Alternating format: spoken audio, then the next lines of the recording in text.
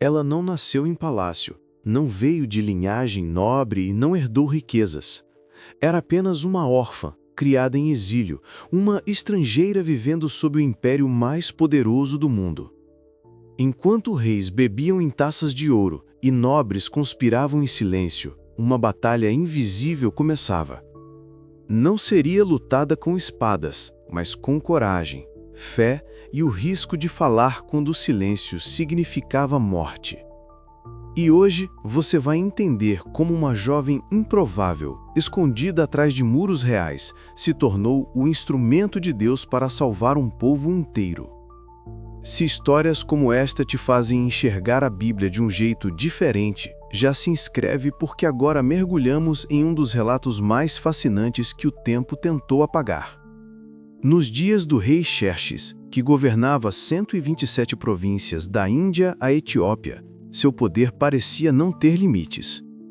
Para exibir sua grandeza, ele preparou um banquete de 180 dias. Quando o festival terminou, o rei abriu os portões do palácio para todo o povo de Susa, oferecendo mais 7 dias de celebração.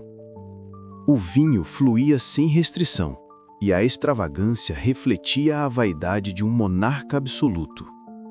Enquanto isso, sua esposa, a rainha Vasti, realizava um banquete para as mulheres do palácio. Mas tudo mudou no 7º dia, quando Xerxes, embriagado, ordenou que ela fosse exibida diante dos convidados.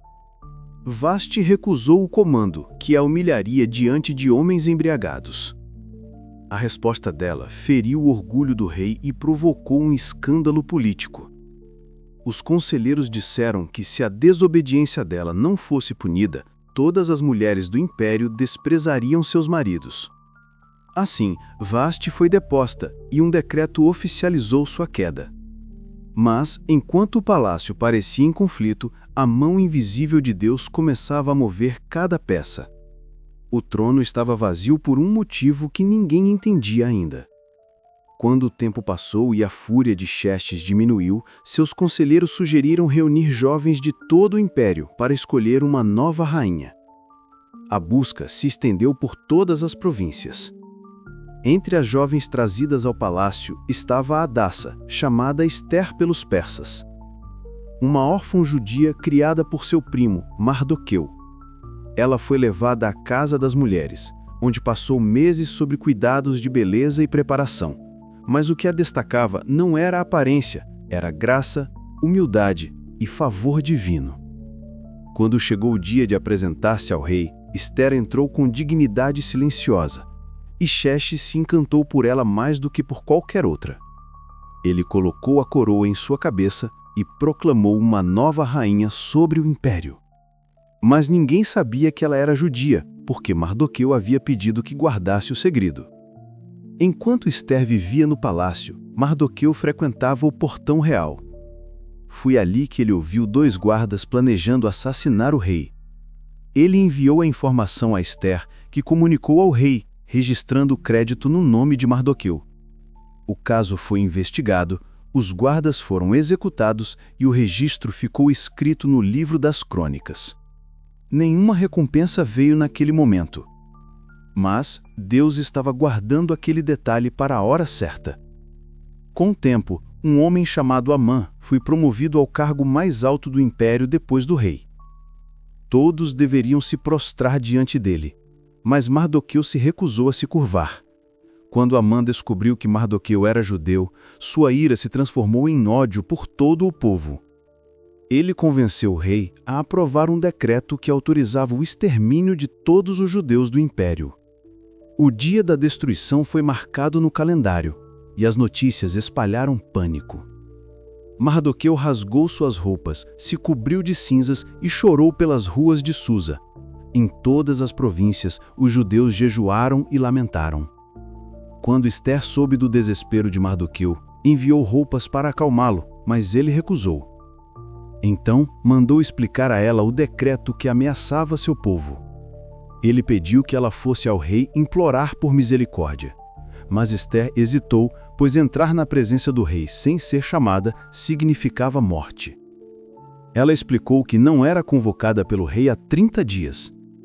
e isso poderia significar que sua vida não era mais prioridade para Xerxes. A resposta de Mardoqueu atravessou seu medo como uma flecha. Ele disse: "Não pense que por estar no palácio você escapará." Então acrescentou palavras que ecoam até hoje. "Quem sabe se não foi para um momento como este que você chegou à realeza?" Ester respirou fundo, reuniu sua coragem e tomou a decisão que mudaria tudo. Ela pediu que todos os judeus jejuassem por 3 dias. Então disse: "Irei ao rei, ainda que seja contra a lei.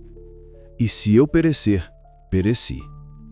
No 3º dia, vestida com suas roupas reais, Ester entrou na presença do rei. O rei a viu e estendeu o cetro. Ela se aproximou e tocou a ponta. Então ele perguntou o que desejava, prometendo até metade do reino. Mas Ester não revelou seu pedido imediatamente. Ela convidou o rei e Amã para um banquete. Durante o banquete, o rei insistiu em saber seu pedido, mas Ester pediu que retornassem no dia seguinte para um segundo banquete. Enquanto isso, Amã voltou para casa cheio de orgulho.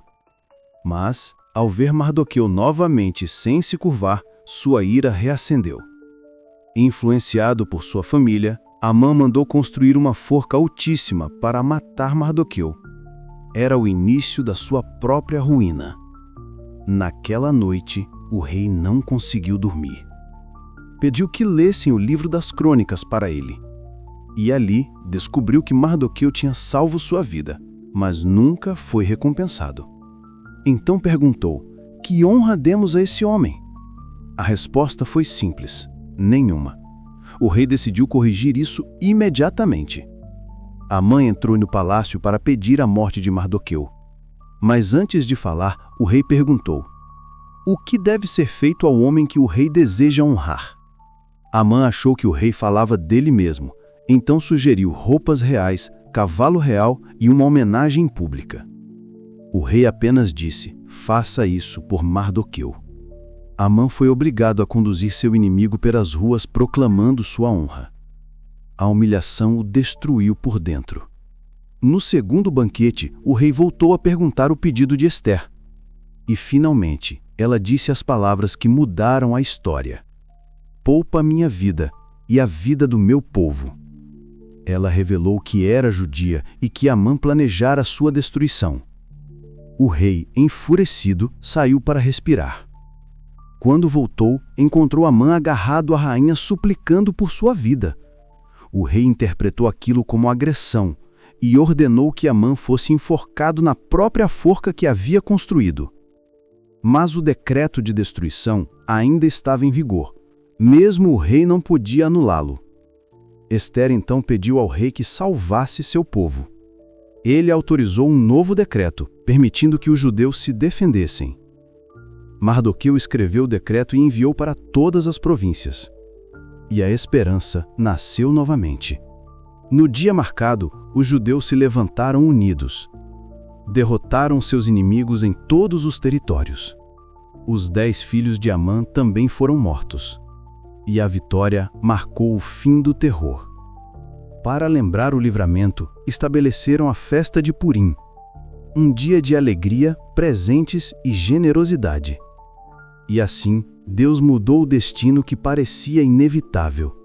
Mesmo sem ter seu nome citado, sua presença estava em cada detalhe. A história de Ester nos lembra que Deus age mesmo quando parece silencioso, e que ninguém está onde está por acaso.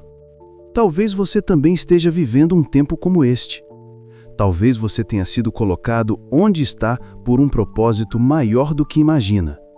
Agora me conta aí nos comentários qual parte da história de Ester mais te impactou.